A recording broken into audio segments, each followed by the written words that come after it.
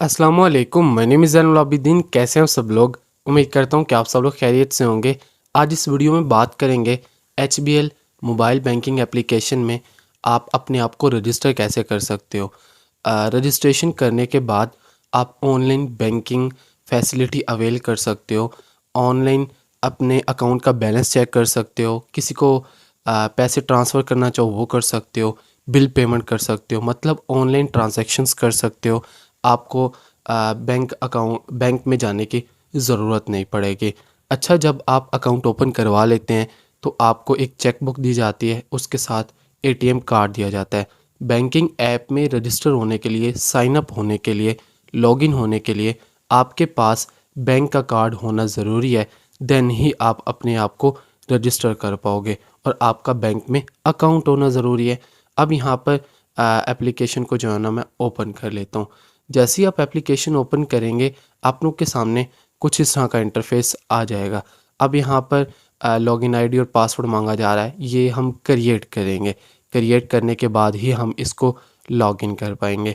तो यहाँ पर आपने साइन अप के ऊपर क्लिक कर लेना है। यहाँ पर आने के बाद आपने अपना शनाख्ती कार्ड नंबर देना है।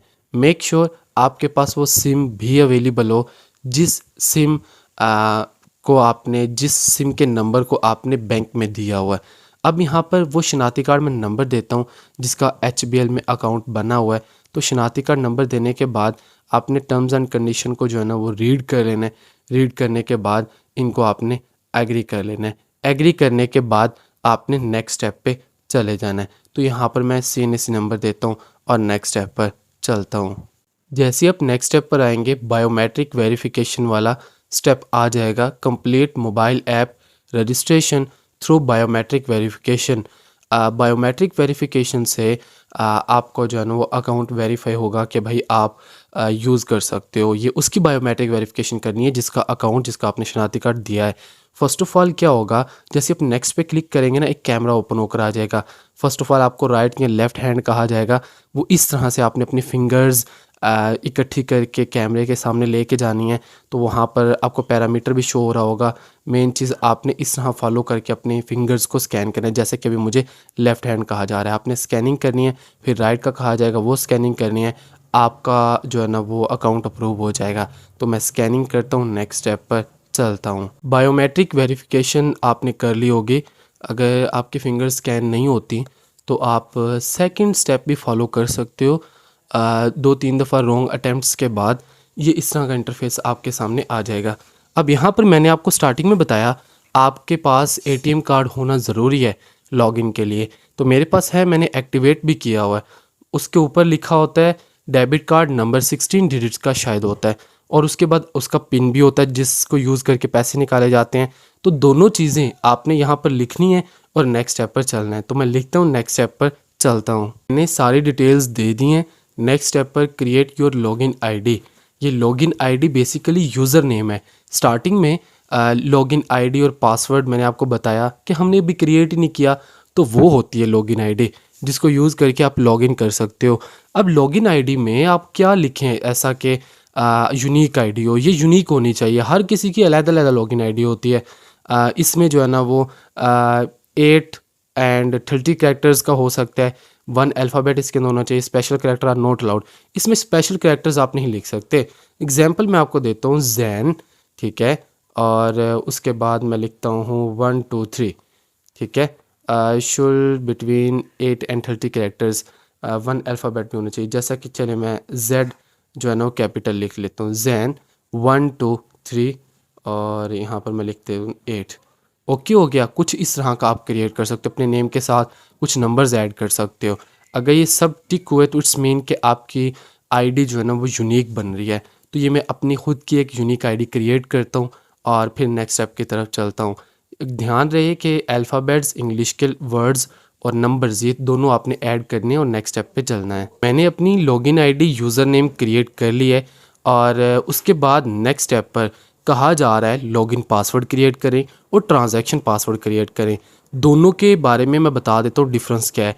लॉगिन पासवर्ड अपने अकाउंट को लॉगिन करने के लिए, ऐप को लॉगिन करने के लिए जो पासवर्ड यूज़ होता है वो लॉगिन पासवर्ड होता है।